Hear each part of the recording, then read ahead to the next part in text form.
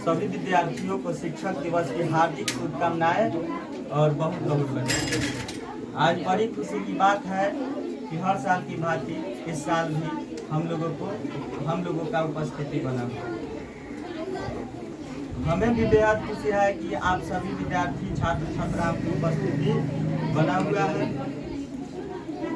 जैसे कि आप जानते हैं कि डॉक्टर राधा कृष्णन सर्वपल्ली, जिनका जन्म 5 सितंबर 1888 में तमिलनाडु के एक छोटे से शहर तिरुत्तनी में हुआ। उनके पिता के नाम वीरास्वामी सर्वपल्ली वीरास्वामी तथा माता के नाम सीतब्बा बाई थी।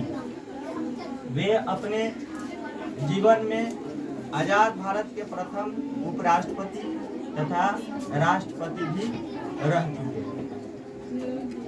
उन्हें पता था कि शिक्षक किसी राष्ट्र निर्माण के आधार स्तंभ होते हैं, इसीलिए उन्होंने अपना जन्म दिवस के रूप में न मना करके पूरे शिक्षक भारतवर्ष के पूरे शिक्षकों को सम्मान दिलाने के लिए उन्होंने अपना जन्म दिवस शिक्षक दिवस के रूप में मनाने को कहा। उनका निस्वार्थ और निश्चल प्रेम यह राष्ट्र के लिए झलकता है। जैसे कि जानते हैं कि हमारे जीवन में गुरु का महत्व बहुत बड़ा होता है। कहीं ना कहीं जीवन के पहलू में गुरु का महत्व होता है और इसका इतिहास साक्षी है।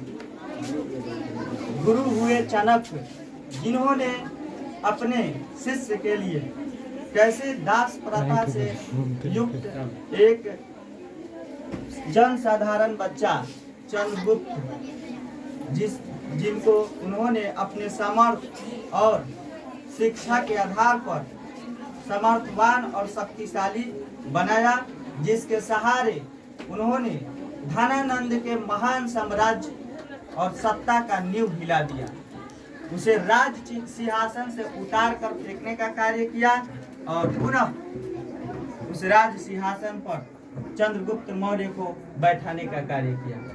विद्यार्थी साथियों, एक गुरु स्वयं राजा नहीं बनता, पर अपने शिष्यों को राजा बनाने का सामर्थ्य रखता है। इसलिए कहा गया है कि गुरु ज्ञान का प्रकाष्ठा का गुरु जो है ज्ञान प्रकाष्ठा से भी परे है।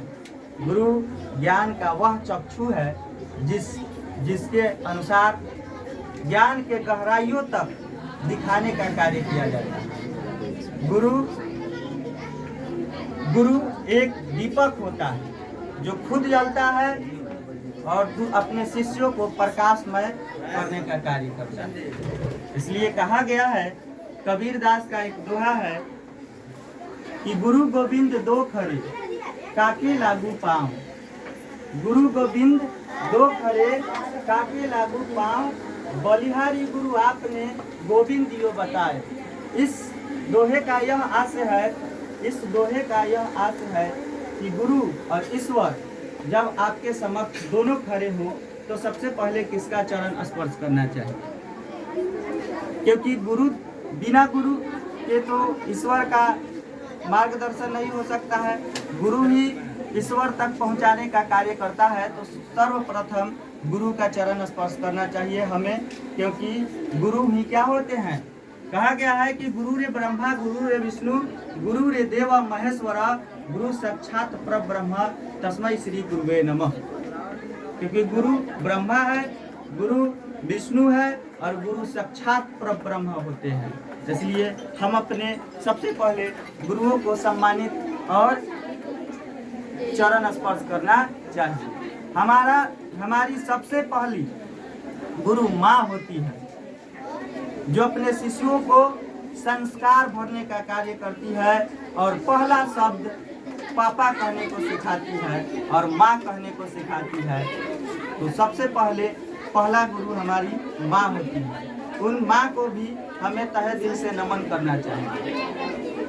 जैसे कि कहा गया है, बाबा साहब भीमराव अंबेडकर कहे हैं कि जिस समाज में महिलाएं शिक्षित होती है, उनका कहना था कि जिस समृद्ध समाज और सशक्त शक्तिशाली विकसित समाज वही होता है जहाँ की महिलाएं शिक्षित होती है। इसलिए महिला को शिक्षित करना चाहिए। हजारों वर्ष से महिला के अधिकार को संकुचित करके रखा गया था और बाबा साहब अम्बेडकर और पेरियार जैसे लोगों ने महिलाओं के अधिकार को दिलाने का काम किया। और धन्यवाद करना चाहिए माननीय मुख्यमंत्री जी को, जिन्होंने बालिका प्रोत्साहन राशि और साइकिल प्रोत्साहन राशि दे करके लड़कियों को, बहन बेटियों को, हमारी बहन बेटियों को घर से निकलने के लिए प्रेरित किए और प्रोत्साहित किए। आज हमारी बहन बेटियां घरों से निकलकर दूर दूर तो अभी चलाएंगे महिलाएं शिक्षित हो रही है और हर क्षेत्र में महिलाएं अपना प्रदर्शन कराने का कार्य कर रही है। इसलिए महिला को शिक्षित होना अनिवार्य होता है। तो हमें धन्यवाद करना चाहिए माननीय मुख्यमंत्री नीतीश कुमार जी को। जानते हैं, आप जैसे कि जानते हैं कि एक 10वीं में जब छात्राएं पास करती है तो उन्हें 10,000 रुपया तक प्रोत्साहन राशि मिलती है और जैसे ही वह इंटर करती है तो उसे 25,000 तक प्रोत्साहन राशि मिलती है और ग्रेजुएशन से केवल पास करती है तो उन्हें 50,000 रुपया दिया जाता है।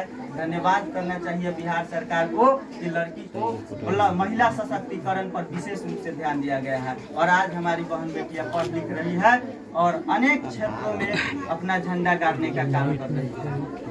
शिक्षा, बाबा साहब अम्बेडकर कहे हैं कि शिक्षा वह शेरनी का दूध होता है जो पीता है वही दहाड़ता है। शिक्षा दिशा और दशा दोनों सुधारने का कार्य करता है। इतना ही पर मैं अपने वाणी को विराम देता हूँ। जय हिंद, जय भारत, धन्यवाद।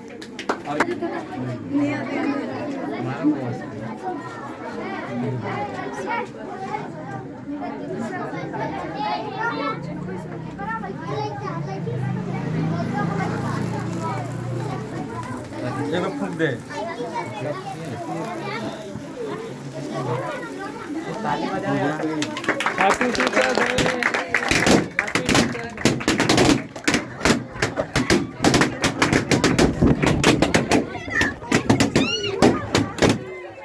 बस आराम से